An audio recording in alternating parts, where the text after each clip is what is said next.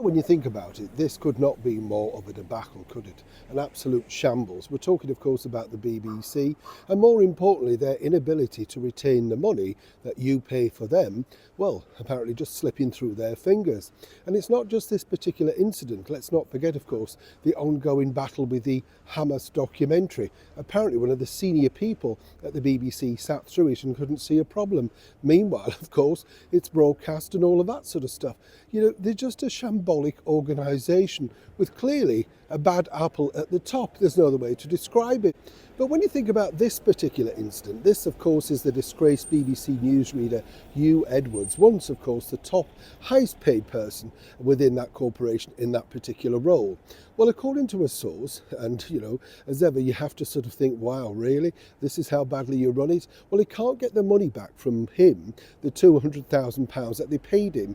All the while, of course, he was still on full salary as well, seemingly because, well, they've written to him and he's not responded. No, really?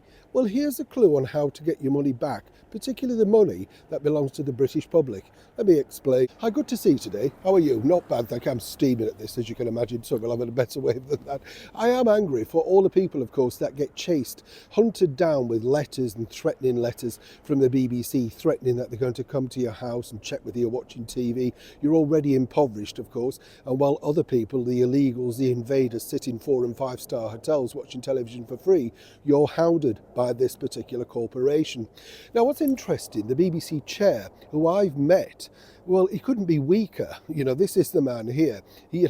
I remember having a conversation with him at my studio, and he was talking about working with another journalist, and he said, oh, I couldn't stop him doing his monologue because that's part of who he is. Who's the boss here? You see what I mean? Weak leadership at every single corner. Now, here's the thing with Hugh Edwards, right? You've got to see both sides of the story here. Clearly, somebody gave him the money, and clearly he thinks it's his right. It's part, of course, of some might say his pension. Now, whatever he's done outside the BBC, that's for him to deal with. But it is public money.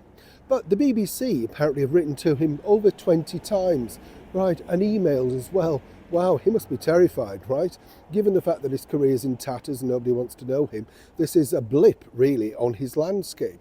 But how about the BBC basically making this a front news story, a breaking news story? They have the resources, they have the cameramen. Why not wait to ambush you outside wherever he's coming out from and asking him the reason why he doesn't want to pay the money back? I mean, it's, you know, what they do. That's what newscasters, news broadcasters do. But apparently they don't want to do this. Oh, no, because it's not about your money and it's not about how they feel. It's basically putting their incompetence on the line. They are then shown up for being literally useless in their roles, these top flight roles that you pay thousands, if not millions of pounds for every year. Hugh Edwards, along with a comedian that I pointed out a couple of weeks ago, that the BBC allegedly paid £250,000 to just to keep him in the corporation, well, he wanders off with your money. Now, if that's not breaking news and you don't know how to deal with it, what is? Meanwhile, all the fat cats at the top of the BBC remain in situ. Anybody else now deciding that the BBC is worth it? It's your BBC and you should be paying for it. Anybody? Neil Sean in the very heart of London.